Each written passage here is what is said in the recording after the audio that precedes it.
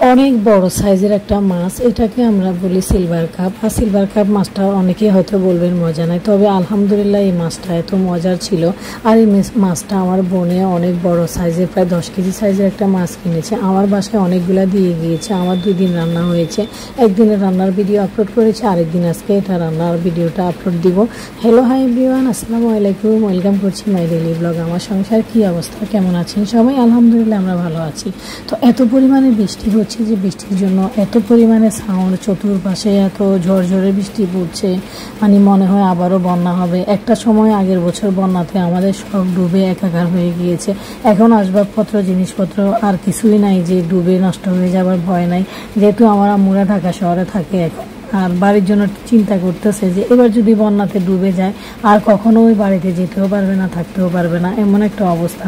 তো আম্মু আব্বু তো আমার বাসায় আছে। আজ থেকে 1 বছর আগে আব্বুর অনেক অবস্থা খারাপ ছিল, যে আব্বু মৃত্যুর সাথে লড়াই করেছে। 4 মাস 6 মাস আগেও, 3 মাস আগেও আব্বু লড়াই করে। এখন আব্বু একটু আলহামদুলিল্লাহ ভালো আছে। আব্বুকে ভালো করতে না করতে আমার আম্মু এত পরিমাণে অসুস্থ। আম্মুর মাজাতে একটা প্রবলেম আছে, এক অঙ্গ মানে মাজা নিয়ে পুরো এক সাইডের অঙ্গটা চলে যাচ্ছে ব্যথায়। তো ডাক্তার ইঞ্জেকশন দিচ্ছে 10,000 টাকা দামের, কিন্তু এই ইঞ্জেকশনে মনে হয় না আম্মুর কাজ হবে। আম্মুকে সম্পূর্ণ বেড রেস্টে থাকতে বলেছে। যতই বেড রেস্টে থাকুক, যতই 10,000 টাকা করে ইঞ্জেকশন দেখ, আমার মনে হয় না যে এই ব্যথা কখনো সেরে উঠবে। ডাক্তার বলেছে যে হয়তো শেষে অপারেশন লাগবে। তো ডাক্তার যদি অপারেশন প্রয়োজন মনে করে এখনই তো করতে পারে। যে ডাক্তারদের একটা ইনকাম 10,000 টাকা করে একটা ইঞ্জেকশন মারবে, বেলা শেষে বলবে যে ইঞ্জেকশনে কাজ হবে না, ওনাকে অপারেশন করতে হবে। মানে এদিক দিয়েও ইনকাম, আবার অপারেশনও ইনকাম। তো এখন আমার কথা হলো যে আমার আম্মুর অপারেশন সাকসেসফুল হবে কিনা, বা আম্মু সুস্থ হবে কিনা, না অপারেশনের পরে ওনার একাঙ্গ চলে যায় নাকি আর দাঁড়াতে পারে না। কারণ একটা অপারেশন যদি সাকসেসফুল হয়, ভালো হয়, তাহলে তো আলহামদুলিল্লাহ, আল্লাহর রহমত। আর যদি ভালো না হয়, ডাক্তারে বলে যে আমার কিছু করার নাই, আমি তো ভালোভাবে চিকিৎসা করেছি, অপারেশনটাও করেছি। দেখেন এখন আমরা প্রতিনিয়ত এমন একটা মানসিক টেনশনে আছি যে আদৌ কি অপারেশন করব কি করব না, ইঞ্জেকশনে কি ভালো হবে কি হবে না। আর আমার আব্বু তো আমার বাসায় আছে, আর আমার আব্বু আম্মুকে আমি সেবা যত্ন করে যাচ্ছি।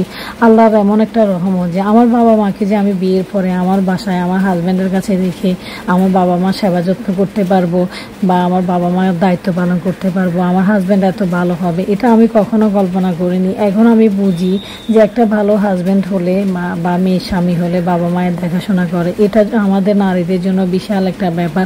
আমার হাজব্যান্ড সবসময় আমার আব্বু আম্মুকে অনেক ভালোবাসে। কি খেতে চায়, কি খাবে সেটা নিয়ে আসবে, কখন ডাক্তারের প্রয়োজন ডাক্তার দেখাই দিবে। ভোরবেলা 7টা থেকে 8টার মধ্যে টেস্ট করাতে হয়, আমি ঘুমে থাকি, অথচ আমার হাজব্যান্ড আমার আব্বু আম্মুকে টেস্ট করানো জন্য নিয়ে যায়। কিন্তু আমি ঘুমের জন্য আমার আব্বুকে আম্মুকে কখনো টেস্ট করাতে নিতে পারি না, কিন্তু আমার হাজব্যান্ড ঠিকই টেস্ট করায় নিয়ে আসে। এবার আমাকে ঘুম থেকে উঠায় যে উঠো, আমি টেস্ট করাই সবাইকে নিয়ে চলে আসছি, তুমি নাস্তা রেডি করলা না, এখনো ঘুমে থাকো। ওই সময় আমার নিজেকে এত খারাপ লাগে যে আমি মেয়ে হয়ে যাওয়ার কথা যেখানে, সেখানে আমার হাজব্যান্ড করিয়ে নিয়ে আসছে। তো যাই হোক, আমি এখন কি চিন্তা করি জানেন, যে আমরা যখন বৃদ্ধ হব তখন আমাদের সন্তানরা আমাদের জন্য কি আদৌ করবে, আমাদের দায়িত্ব পালন কি আদৌ করবে। আমার কাছে মনে হয় যে বৃদ্ধ বয়সে যাওয়ার আগে আল্লাহ যেন সবাইকে দুনিয়া থেকে নিয়ে যায়। এমন একটা আখেরি যুগ চলে আসছে যে বাবা মায়ের দায়িত্ব কখনো সন্তানরা পালন করবে না, বাবা মাকে কখনো সন্তানরা আমাদের মতো করে দেখবে না। আমরা এই যুগে এসে যতটা বাবা মা শ্বশুর শাশুড়ির কথা চিন্তা করি, অতটা চিন্তা কিন্তু সন্তানরা করে না। আর এখনকার সন্তানরা কখনো বাবা মায়ের দায়িত্ব পালন করে না, আরও বোঝা মনে করে। আমি জানি না, আমার চোখে দেখা আমি অনেককেই দেখেছি যে বোঝা মনে করে। আর আমরা আমাদের বাবা মায়ের জন্য আল্লাহ যদি আমাকে তৌফিক দান করতো, আমি যদি ছেলে হতাম, 1000 টাকা ইনকাম করতাম, আমার বাবা মায়ের পিছনে আমি খরচ করতাম, আমার বাবা মার যা প্রয়োজন আমি তাই দিতাম, আমার বাবা মাকে যখন যেখানে নেওয়ার প্রয়োজন আমি তখন সেখানে নিতাম। কিন্তু আমার ভাগ্য এত খারাপ যে আমি লিমিটের মধ্যেই খরচ করতে হয়, লিমিটের মধ্যেই দেখতে হয়, লিমিটের বাইরে গিয়ে আমার বাবা মায়ের জন্য কিছু করতে পারি না। এটা আমার জন্য বড় একটা আফসোস। তো যাই হোক, কথা বলতে বলতে আমার বড় ওই সিলভার কাপ মাছটা রান্না হয়ে গিয়েছে।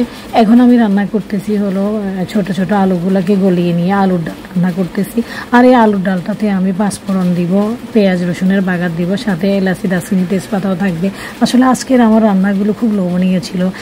বড় মাছের দো পেঁয়াজা ছিল, তারপরে আলুর ডাল ছিল, এর মধ্যে টমেটো দিয়ে বেগুন দিয়ে ভর্তা ছিল।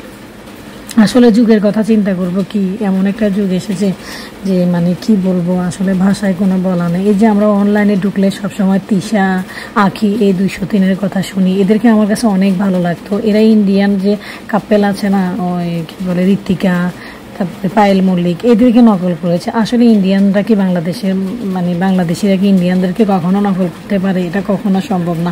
ইন্ডিয়ানরা ইন্ডিয়ানই হয়, বাঙালির যে জ্ঞান ইন্ডিয়াদের সাথে কখনো পারা কুলানো সম্ভব না।